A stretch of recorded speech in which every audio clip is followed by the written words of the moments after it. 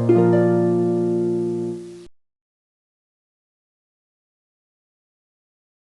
everyone, welcome to Medicinal YouTube channel. In this video, we are going to see about a drug, which is a diuretic drug, which is FRUSEMIDE.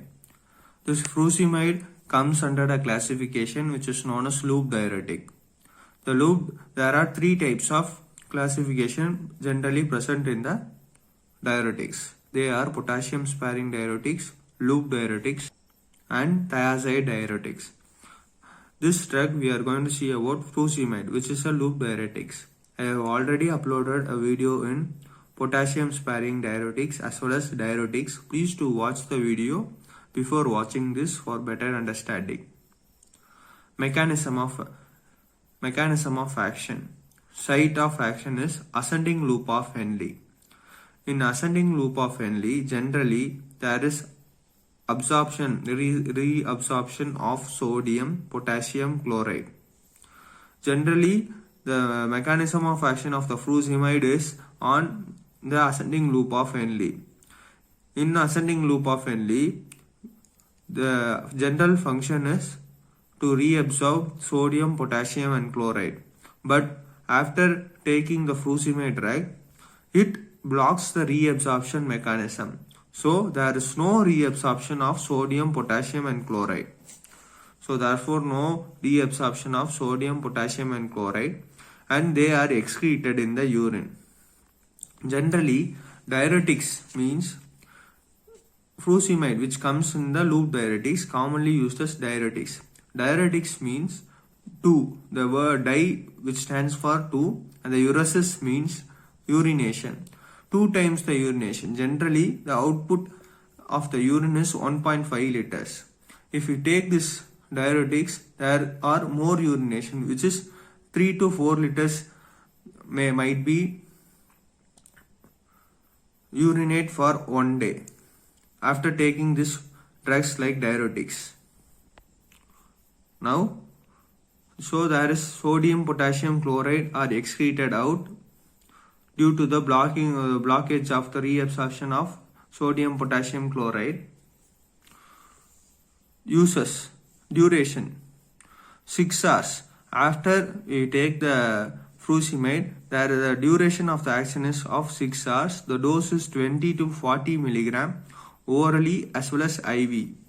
The onset of action. After we take the action starts after 30 minutes in oral. In IV, within 5 minutes, it takes the onset of action. Uses. Where and all the conditions this diurination, which is 2 times the urination output is needed. Example, in the case of edema, all types of edema like pulmonary edema, cardiac edema, ascites, hepatic edema, cerebral edema, alternative to osmotic diuretics, hypertension with renal problems, congestive cardiac failure. The drug causes venous dilation. In congestive cardiac failure, this drug, the FRUSEMIDE, causes venous dilation and reduces the ventricular filling pressure. So the ventricular filling pressure is reduced. Forced diuresis. In poisoning due to, when there is poisoning of salicylates and barbiturates, this diuretics is taken to excrete the poisoning, the drug, quickly. The salicylates and the barbiturate increases in the body. This drug is excreted by the FRUSEMIDE in the form of urine. Hypokalemia.